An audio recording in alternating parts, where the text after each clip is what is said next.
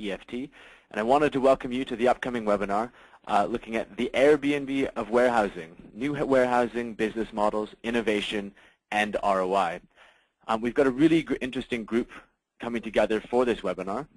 We've got a brand new warehousing business that echoes some of the ideas behind Airbnb, which is that website used by individuals to rent out space, often in their own homes.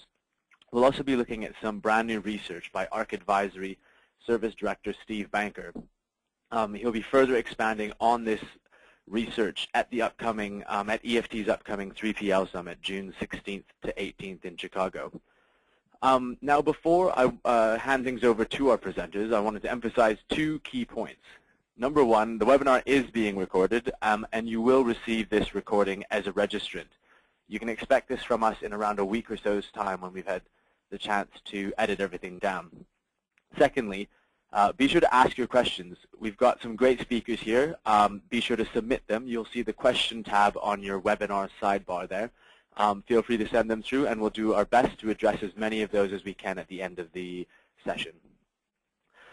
First of all, we'll be hearing from Steve Banker. He's Service Director, Supply Chain Management at ARC Advisory Group. We'll then be looking at Carl Siebrecht's new business called FLEXE.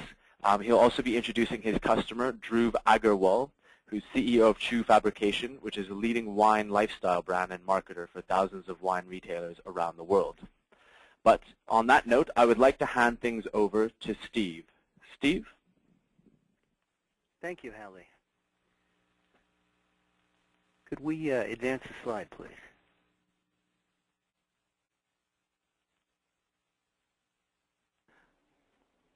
Just a second. There we go.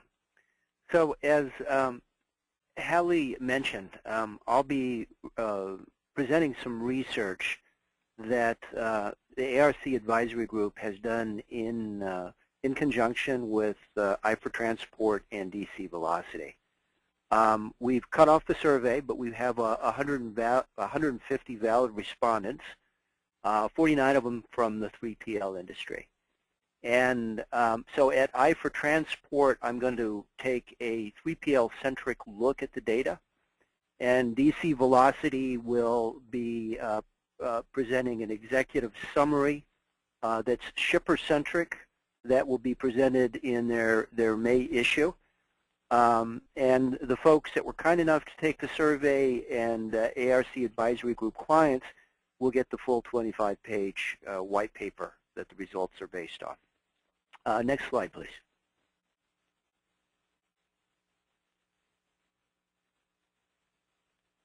So just beginning to do the analysis, I mentioned that approximately 50 of the respondents were 3PL, distribution managers, logistics managers, and so forth.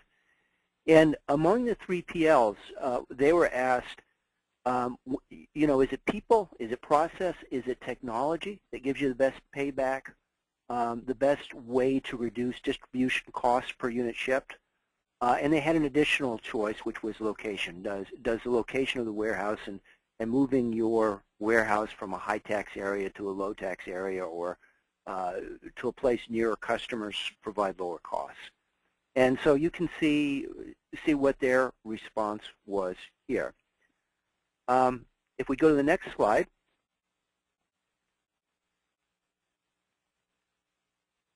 I want to provide a little bit of color on what I'm going to be presenting in Chicago. So within any particular area, so every shipper, every 3PL that says technology, for example, was what provided us with the greatest reduction in distribution costs over the last 5 years. I want to then be able to drill down on that data. Well, what kind of technology was it? Was it software? Was it material handling? Was it automatic identification? You know, which one had the better ROI? Which one had the better risk profile? And I'll do the same thing around processes and people.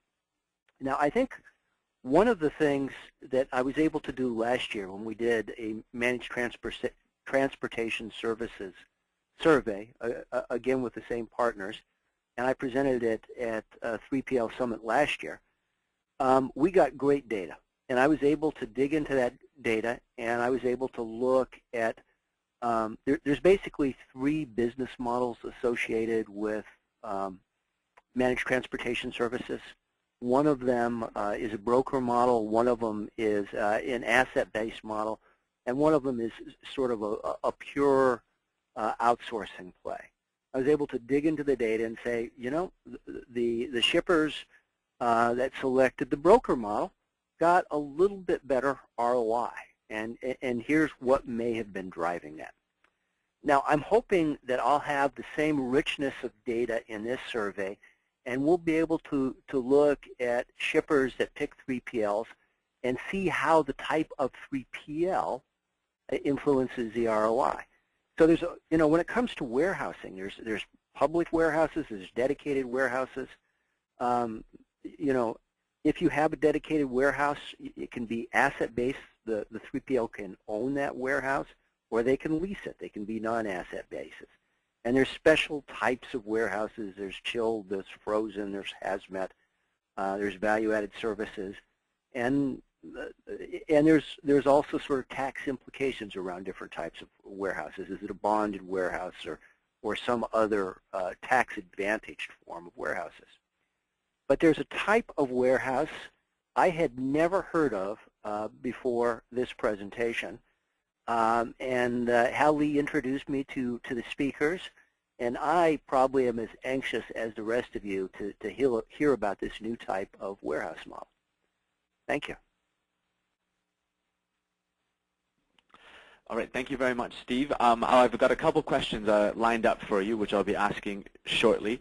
But I would like to hand things over first to Carl and Dhruv.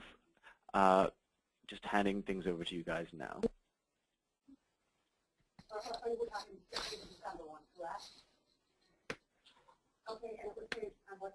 Thanks, Hallie. Thanks, Steve.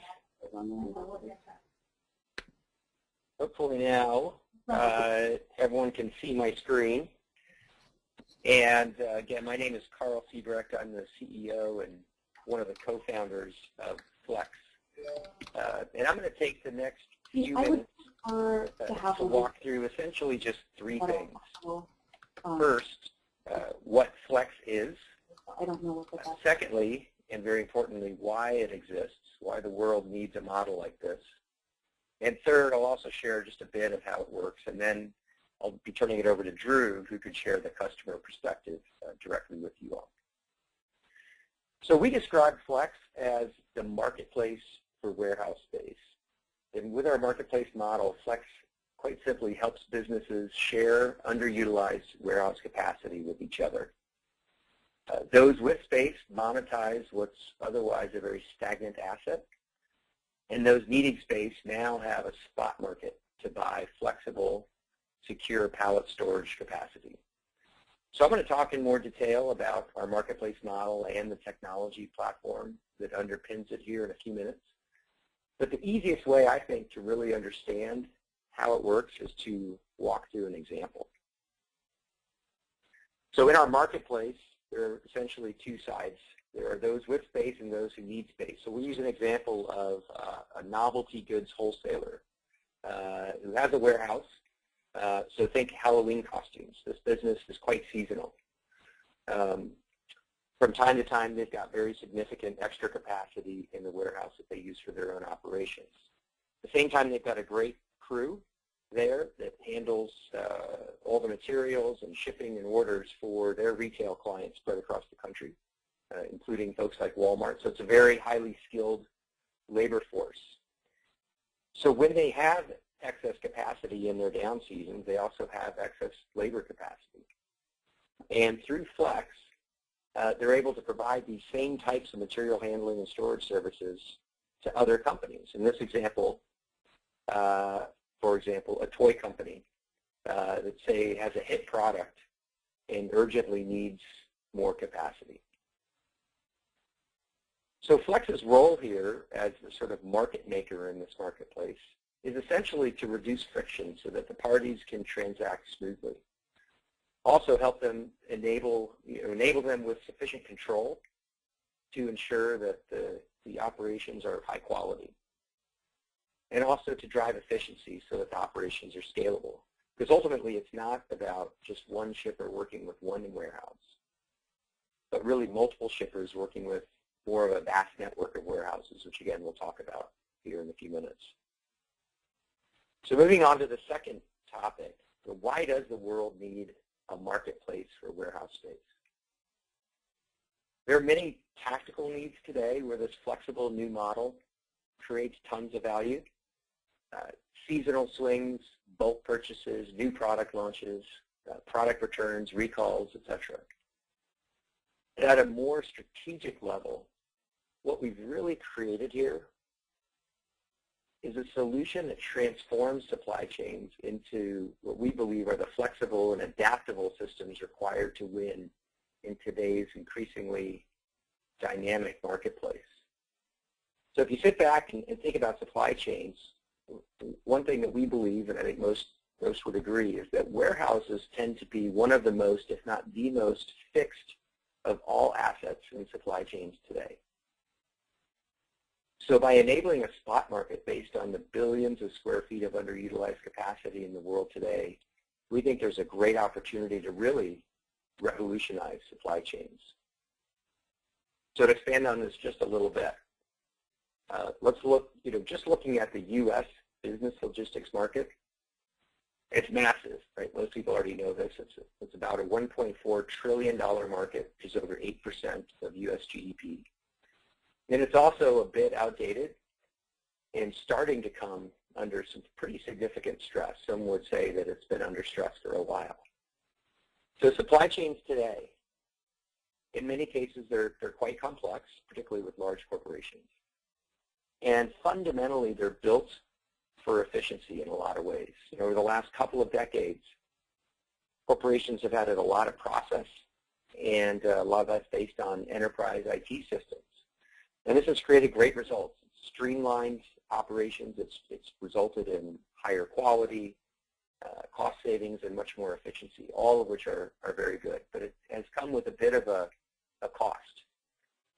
As one supply chain expert described this recently by saying, we've poured concrete around our processes over the last couple decades in the name of efficiency. So efficiency is good, but it's come with a cost, and that cost in many cases comes in the form of rigidity. So this at the same time that market dynamics are starting to cause pretty significant stress. And I point to the omnichannel opportunity as probably chief among these.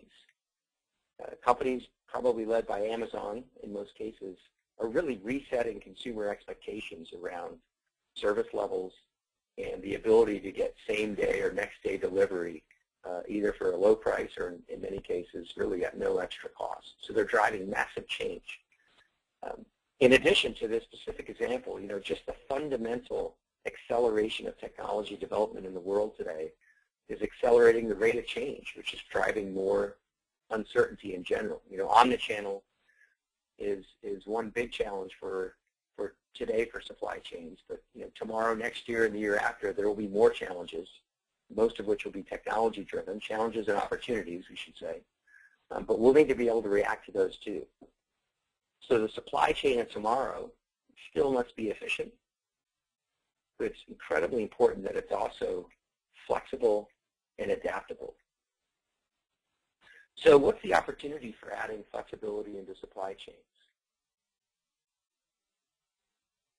Again, as I mentioned earlier, warehousing is the major fixed components of supply chains today.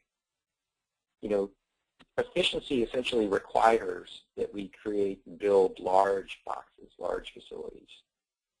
The market itself, the economic construct of the market is built on long-term leases. So we have lots of fixed capacity coming in fixed chunks with fixed costs. And to get a large footprint requires a massive capital outlay.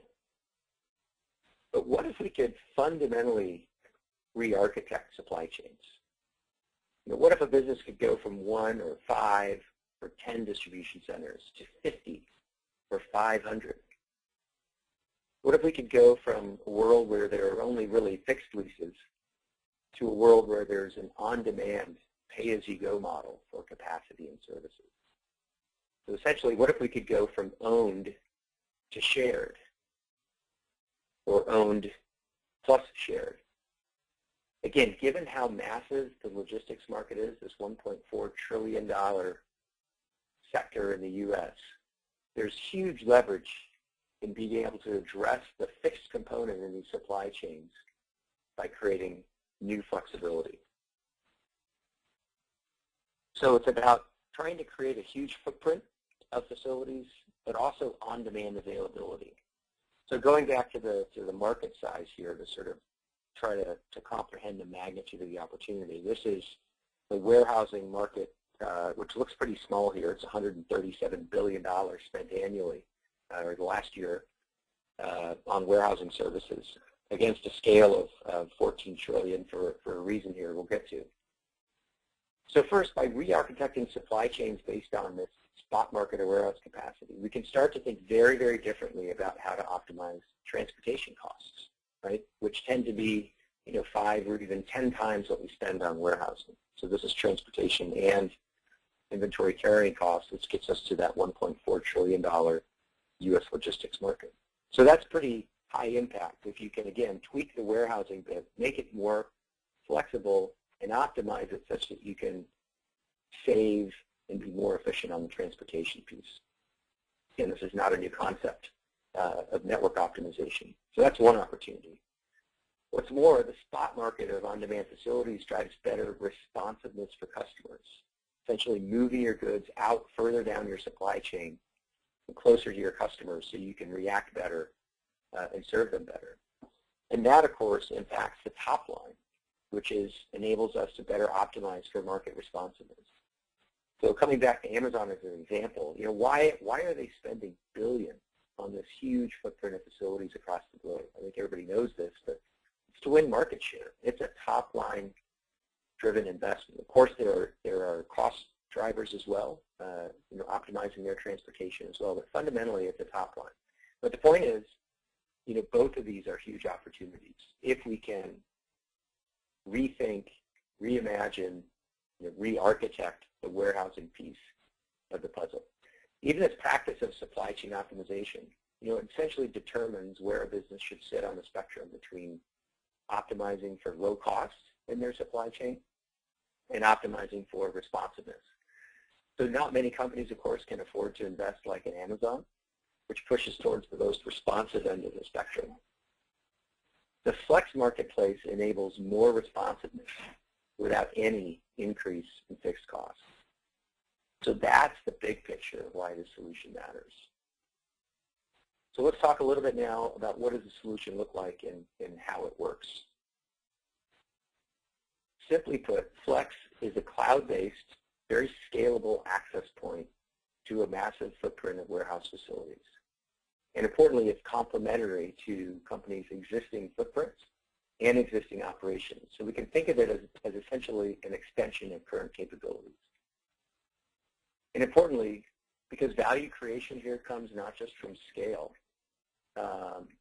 it comes also from having a streamlined way to access that scale, which is why being able to manage all this through one interface, one tool set, is critically important. So today, FLEXE has over 50 active facilities across the U.S. in more than a dozen of the key distribution markets. And as Hallie mentioned, we're a relatively new business, although we've been in operation for a while now, and we're growing very, very quickly. So in a couple of quarters, our footprint's going to look something more like this. And before too long, it'll look more like this.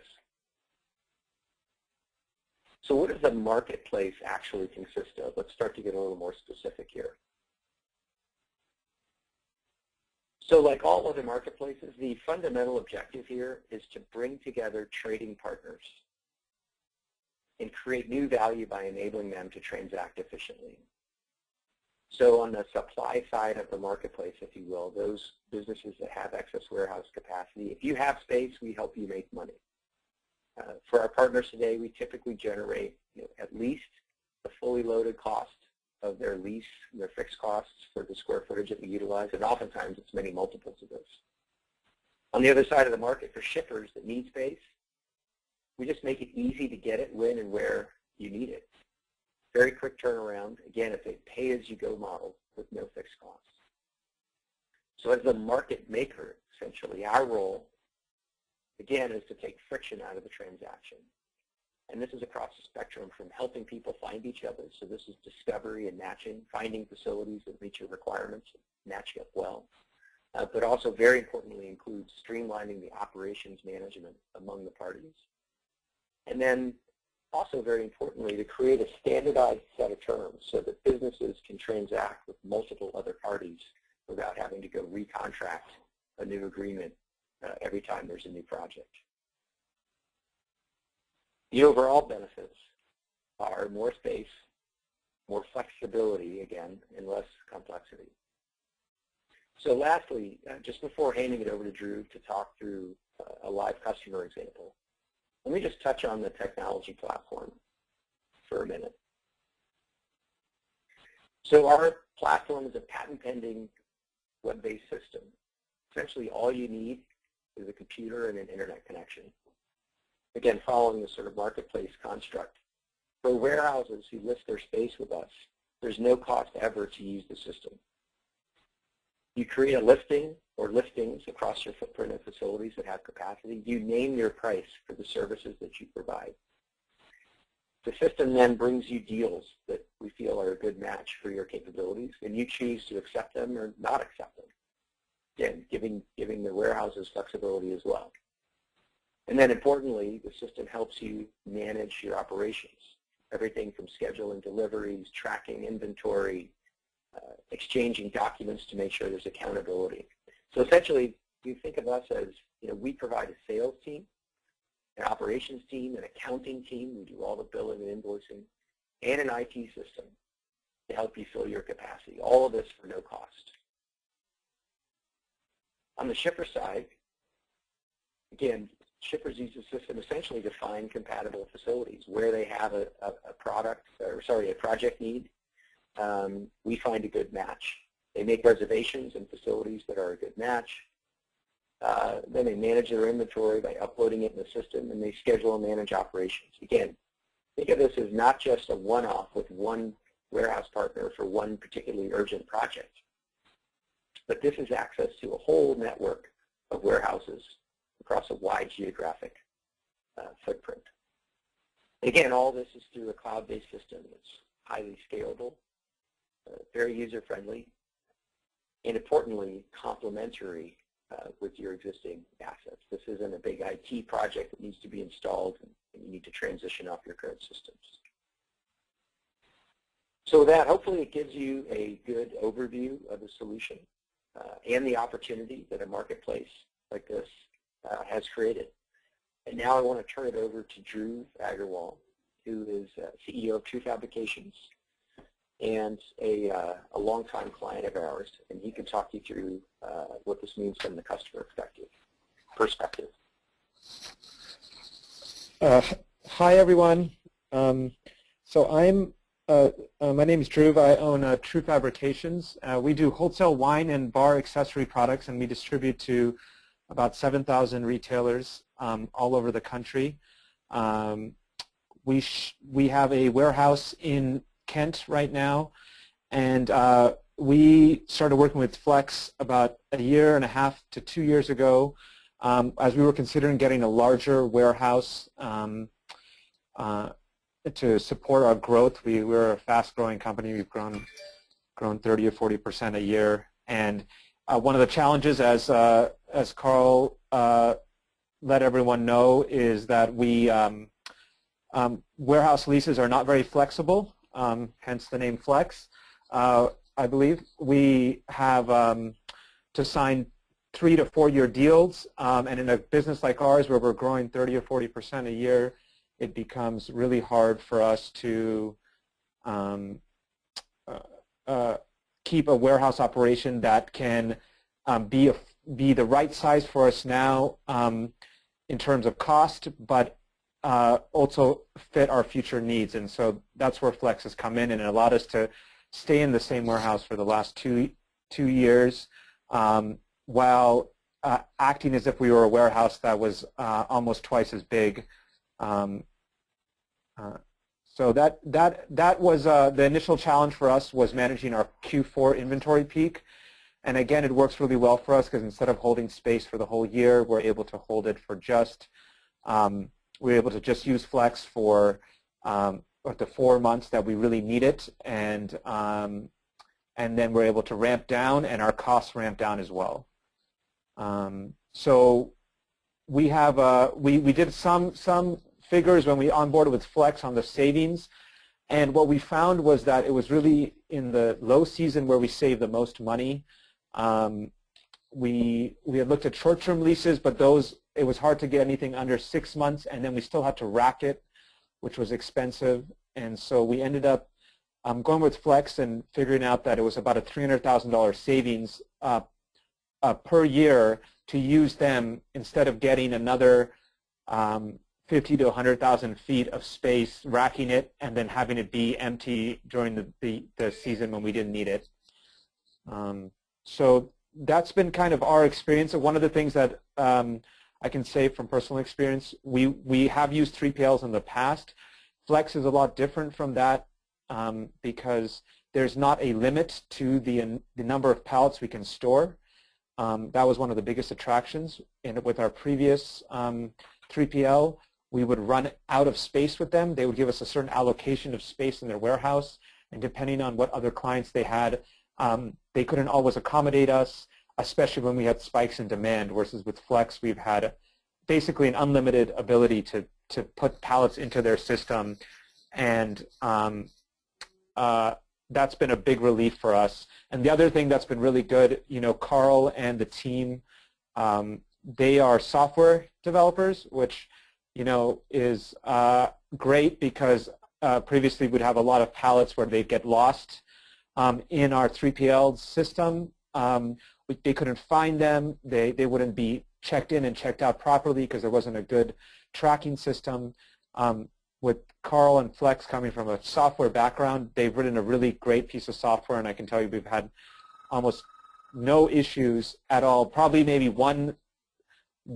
3% of the issues that we had with our previous 3PL provider.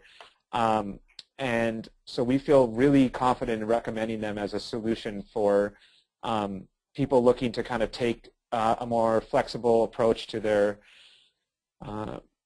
logistics needs, and I think looking for cost savings as well. So there's kind of there was a benefit to us on the operational cost side, and also on the ability for us to add items quickly and ramp up our storage as needed without worrying about limitations of our 3PLs.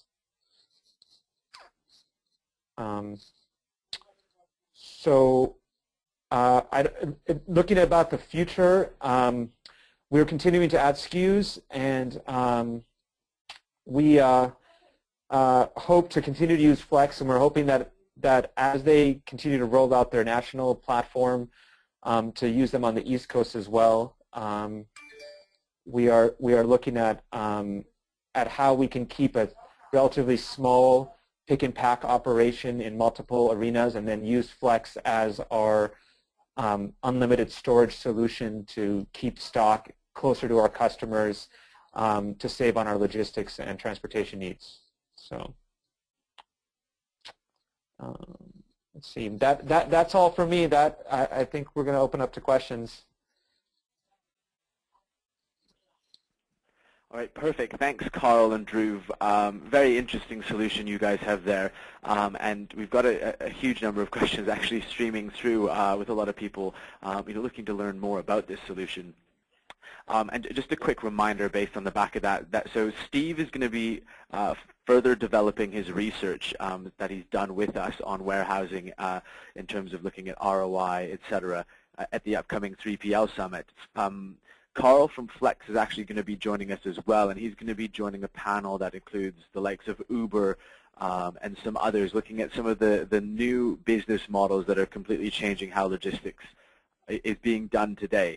we're seeing a lot of interesting, especially tech-driven ideas coming up today, looking at the sharing economy and a number of these types of things. And I guess this kind of brings me to my first question. One of the other areas we are seeing a lot of is on the Internet of Things.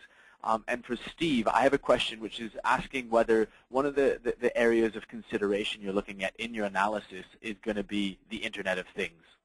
Steve? No, I'm not actually doing any data analysis on Internet of Things, although for my company, ARC Advisory Group, we talk about the industrial Internet of Things, and it is there is more analyst time devoted to researching that this year than anything else we're doing. Yeah, we are certainly seeing it crop up a lot. But just on the back of that, and just trying to gauge a little bit more on some of the results you found, did your research show what percentage of shippers choose to outsource to 3PLs as their best option? Yeah, it was relatively small. It was, as I recall the data, it was about 15%.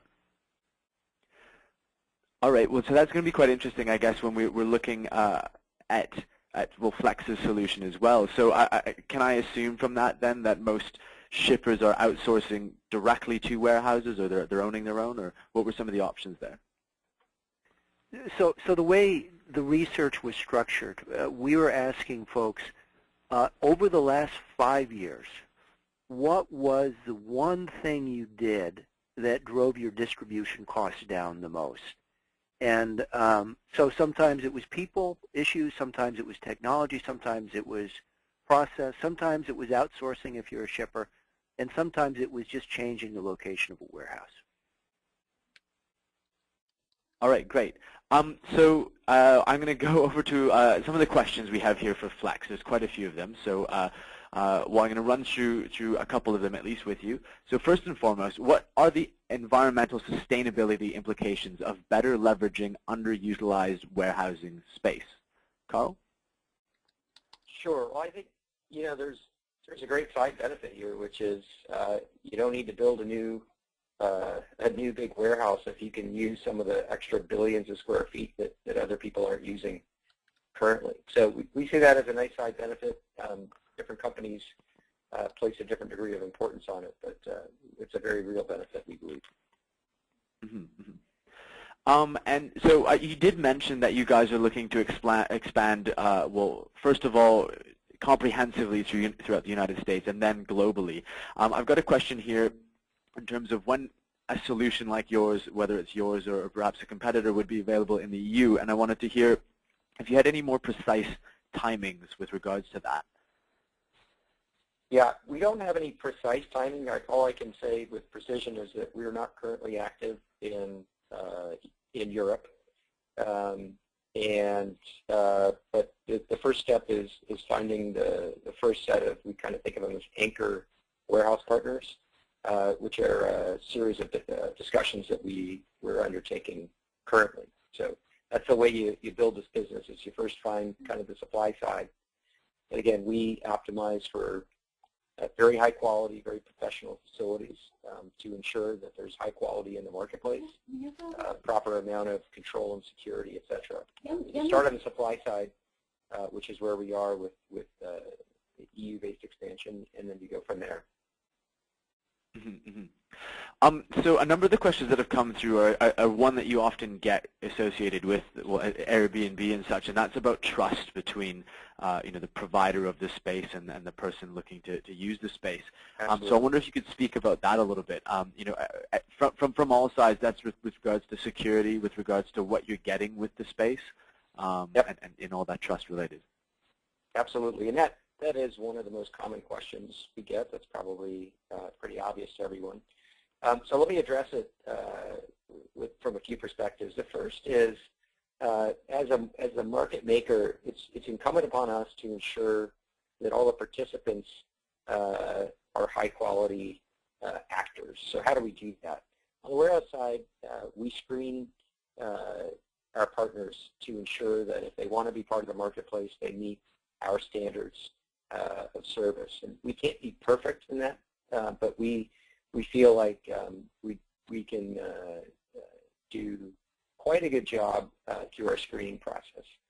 the second piece of that is as we train and onboard people, again, the technology can be a great tool to help drive standard process and quality, as well as accountability and visibility. So a lot of what is built here in the platform does that, and Drew mentioned some of that as well. A second different category really is then the terms and conditions for operating within the marketplace. Now, we've got a set of terms and conditions that are standard across for all participants in the marketplace, and we ensure, and these are based on kind of best practices and standards that the IWLA has put forward. And you know, we shoot for straight down the middle terms that are fair to both sides, but importantly, that provide the protections to both sides and that are consistent. So that also helps quite a bit. And the third part of this is, you know, we monitor very, very closely, even at the level of individual transactions, everything that's going on in the marketplace. And if we find somebody who's not providing the level of quality that we think is important, we can address that at a very tactical operational level. And if we're not satisfied, then those people are no longer welcome to participate in the marketplace. Again, that's just a quality control mechanism that we have in place. And the degree of how robust that is will continue to evolve over time. All right, interesting. A couple other questions here relating to you know, the different types of capabilities of the sites that you have available. So you know, everything from refrigerated to also looking at the value-added services you're providing. Are you providing things like outbound shipping? Are you combining distribution with the warehousing? How does that work? Yep. So first, on the transportation side, we don't play an active role in that at all. So all participants need to source their transportation providers independent of our system. Now, that said, part of the functionality at the operational level is to ensure good coordination between transportation providers in terms of shipping and receiving documentation and the like. But we don't play an active role. In other words, you can't come into FLEXE and book a truck to go from point A to point B. In terms of warehouse capabilities, there's quite a bit of diversity already. We have warehouses that have temp controlled, chill, frozen, different levels of food grade certification and the like. And we'll continue to add those over time. You can imagine CTPAT, certified, etc. And that's just bringing more diversity to the marketplace because, of course, there are shippers out there who have different requirements. So we want to be able to provide solutions no matter what your requirements are. And that all goes to sort of that core function that we talked about briefly of how do we do the search and discovery, or if you will, the matching between entities so that people can find compatible solutions. So Steve, just to draw you back into things, I wanted to know whether you found in your research a difference between improvement tactics used by shippers as you did with the 3PLs.